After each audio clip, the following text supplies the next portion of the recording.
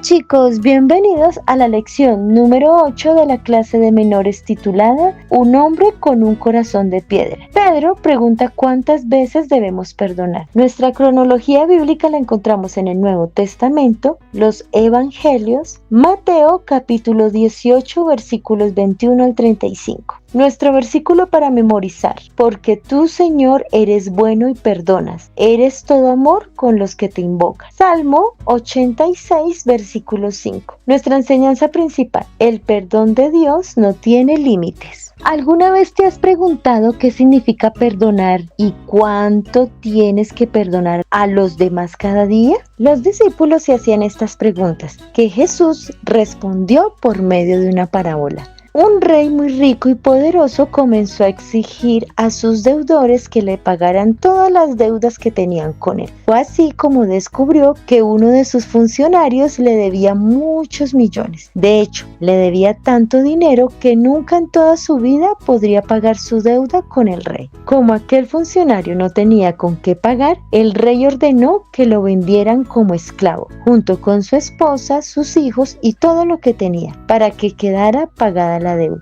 El funcionario se arrodilló delante del rey y le rogó: tenga usted paciencia conmigo y se lo pagaré todo. Y el rey tuvo compasión de él, así que le perdonó la deuda y lo puso en libertad. Si tú fueras ese funcionario, ¿no te sentirías agradecido el resto de tu vida hacia esa persona que con tanta bondad te perdonó tu deuda? ¿No intentarías ser tan bueno como los demás, como el rey ha sido contigo? Pues aquel hombre no aprendió lo que significa perdonar. En cuanto se fue de la presencia del rey, se encontró con un compañero que le debía a él una pequeña cantidad de dinero y, lleno de ira, le empezó a exigir: págame lo que me debes. El compañero, arrodillándose delante de él, le rogó: ten paciencia conmigo y te lo pagaré todo. Pero el otro no quiso, sino que lo hizo meter a la cárcel hasta que pagara toda la deuda. Cuando el rey se enteró de lo que había sucedido, apenas podía creerlo. ¿Cómo podía aquel hombre, al que se le había perdonado una deuda tan grande, ser tan inflexible con quien le debía a él una cantidad tan pequeña? El rey hizo llamar a aquel funcionario ingrato y lo arrojó a la cárcel por no haber tenido compasión de su compañero, del mismo modo que el rey había tenido compasión de él. El rey se enojó tanto que lo obligó a pagarle todo lo que le debía. Esta parábola nos recuerda que debemos perdonar a la gente que nos ha hecho daño. Igual que el funcionario de la parábola, nosotros también tenemos una gran deuda con Dios, una deuda que nunca podremos pagarle. Le debemos la salvación. La Biblia dice que la paga del pecado es muerte, pero Jesús murió por nosotros, de manera que no tuviéramos que morir por causa de nuestros pecados. Al morir en la cruz pagó nuestra deuda. Nosotros podemos así disfrutar del don de la salvación que Él nos ofrece gratuitamente. ¿Cómo entonces no vamos a perdonar nosotros a quienes nos ofenden en cosas pequeñas? Es cierto que nos cuesta mucho perdonar, pero para eso tenemos a Dios, que nos promete ayudarnos. Cuando nos demos cuenta de todo lo que Jesús ha hecho por nosotros, nos sentimos tan agradecidos con Él